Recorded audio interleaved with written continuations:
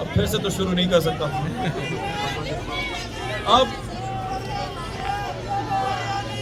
जो अभी केपी में जो हमारी हुकूमत पे ये हमला करना चाह रहे हैं कि वहां से भी पीटीआई को तोड़ें, खान साहब ने बिल्कुल सही बोला है कि ये जो मिलिट्री ऑपरेशंस केपी में हो रहे हैं कि लोग पीटीआई की गवर्नमेंट से नाराज हों, उन पे गुस्सा निकाले।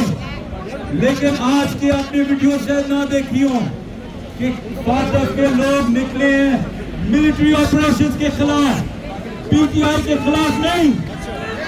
अपने मिलिट्री ऑपरेशंस आप करते हैं अपने मुल्क को बचाने के लिए।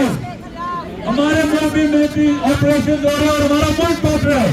एक तरफ बलूचिस्तान, एक तरफ पाटम। ये किस किस्म के ऑपरेशन हैं जहाँ लोग भी रोडों पे निकले हुए आपके खिलाफ और जिनको बचाने की कोशिश कर रहे हैं वो भी निकले हुए आपके खिलाफ। ये किस किस्म के ऑपरेशन है? क्या फायदा आपको मिलता है सिर्फ ऑपरेशन से? फायदा यही मिलता है कि हर इंसान को इंगेज रखें इन चीजों में और भूल जाएं कि कैदी 804 जेल में है। हमने अपनी मकसद से आने वाले दिनों में जब और भी सख्तियां होंगी, मैं भी सोशल मीडिया को यही कह रहा था कि आने वाले दिनों में और भी दरवाजे बंद होंगे हमारे लिए, लेकिन हमें अपने दरवाजे तोड़ने होंगे, खोलने होंगे। तैयार है?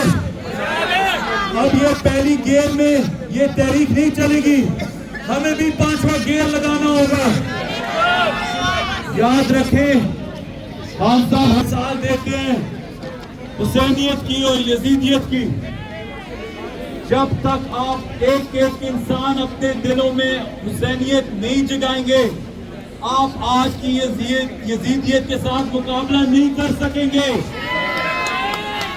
मैं कोई आपको यहाँ कोई मजहबी तहरीक नहीं समझाने आया, मैं आपको तहरीक जो हमारा हिस्ट्री है वो बताने आ रहा हूँ। जब काफिला निकला था तो यजीद ने भी वही चीज की थी जो आज